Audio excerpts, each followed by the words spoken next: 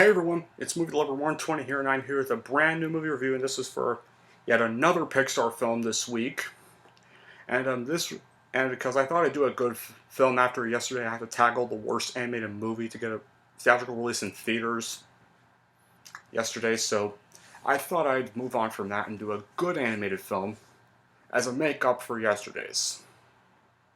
So, today I'm going to be talking about the Pixar film I'm going to be talking about today is probably one of Pixar's most underrated gems. Yes, I know it has critical acclaim, and I know it's a success of the box office, and I know it won an Academy Award for Best Animated Feature. I know it's been featured kind of a bit in Disney's other merchandise, but kind of like with Bug's Life, Pixar doesn't really talk about this one much. I mean, once again, I know there's like merchandise. I know it's kind of featured in Kingdom Hearts games, unlike Bug's Life. Pixar still talks about it a little bit, but some Pixar fans seem to forget this one's existence. But there are also some who consider it their favorite Pixar movie. Personally, this is probably my 10th. In my top 10 favorite Pixar films, I'd have to put this in 10th place. Yeah, because I just adore this film. I think it's one of Pixar's most underrated gems. Easily the second greatest. Best animated movie 2007. Yes, since this movie is also good, but I thought this was a hair better. Like, this is one of Pixar's films that goes more mature. It goes kind of more realistic with some of its story plot points, and it takes a few new risks, and does them very well, and it has a beautifully written story, and beautifully written scenery. But anyway, enough about that. Let's talk about what this movie's about. Well, first of all, the film was released before I get to what it's about, the film was released on June 29, 2007, and was directed by Brad Bird, who directed another one of Pixar's greatest films, The Incredibles, and who directed the sequel 14 years too late. So yeah, I kind of had to reference that. Incredibles 2. But before he directed Incredibles 2, there was another Pixar film he did, and it was this one, Ratatouille.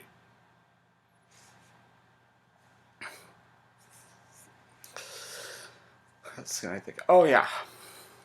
So the film was released on June 29th, 2007. Critics loved it.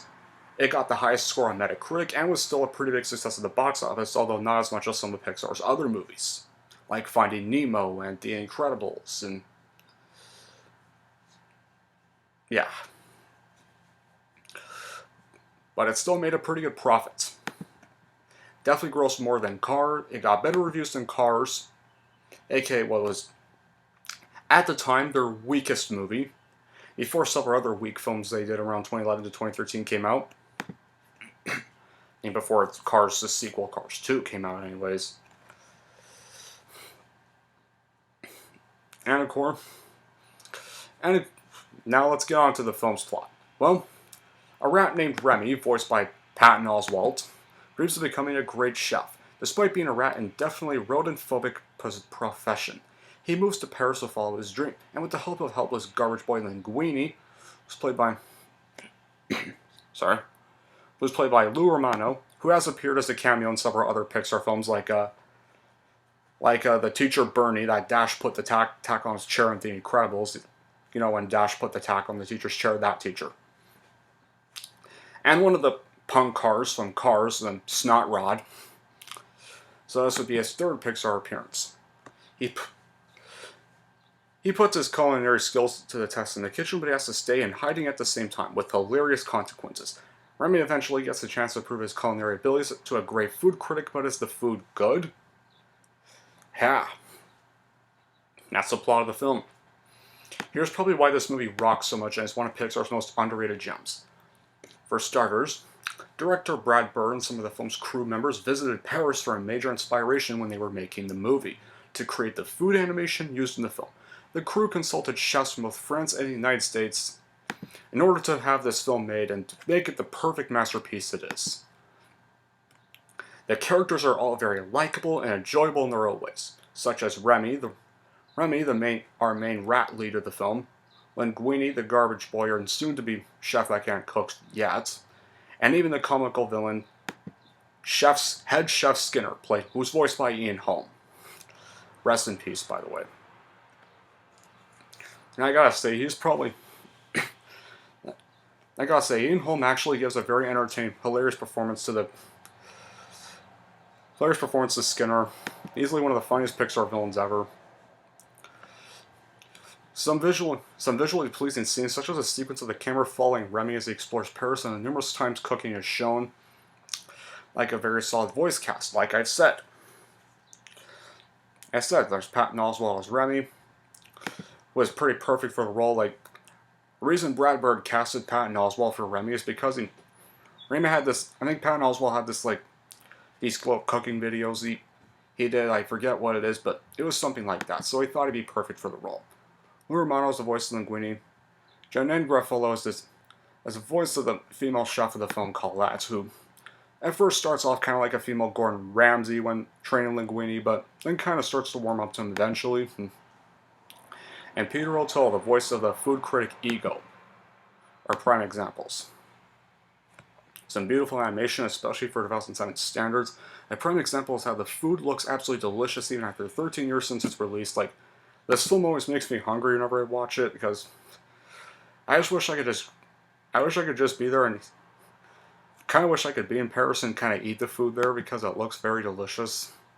Character designs are very stylized, having a unique blend of Brad Bird and Pixar styles. The concept of the movie is distinctly creative. Having a rat, something that is not supposed to be in the kitchen and is actually a pest and danger to a restaurant, want to and work in said kitchen, despite kind of being considered a threat to the restaurant being open. And the scene where Ego, and let's not forget the scene here at the end of the movie, where Ego tries Remy's Ratatouille for the first time in years, is not only one of the film's strongest scenes, but easily one of the greatest scenes in Pixar history. And this film is not even afraid to show death in a kid's movie. A major example is when Remy is shown by his father what happens to rats in Paris, even showing us the dead bodies of these mice. It also has some good lessons about being an artist and a critic. The film even became so popular that in 2020, users of the social media TikTok tried and somewhat succeed in adopting the movie into a Broadway musical. Now for the bad qualities. The story is kind of ridiculous. It builds up to the liar revealed cliche, but there's a unique twist. Once Linguini does reveal to the other chefs that he could never cook and that Remy the rat was controlling the whole time, they then leave, and if you're actually going to think they'll back him up and they say that they'll be with him, but no, they just leave depressed. And I really loved that they don't even come back for the rest of the film. Well, most of them anyway. Well, except for Colette, but other than that, I kind of liked how they really went a risky move. They went a more mature route. They went a more realistic route. They didn't just do this average liar reveal cliche. They didn't just redo the liar reveal cliche where just everybody comes back. No, they really took a really serious route, and I actually applauded Pixar for taking something risky like that. And it is kind of never explained how Remy can control Linguini's body by pulling on his hair, like kind of like that. And then maybe the poster of Remy standing in front of the wall with knives and forks that were thrown from him or around him and stuck to the walls is kind of a bit disturbing and dangerous, but I can look past that, really. I mean, it's kind of all missed in the teaser release, so teaser trailer for this when it came out back around 2006. So, but other than that, I think Ratatouille is easily one of the greatest films in Pixar's entire library of films, alongside The Incredibles, Up, and WALL-E, and I'm on their non-Toy Story films, which were all released around the same time.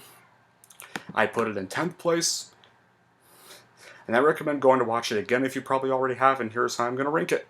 I am going to give Ratatouille a 9.5 out of 10. And that's pretty much it for my review of Ratatouille. AKA my second Pixar review. No, third Pixar review.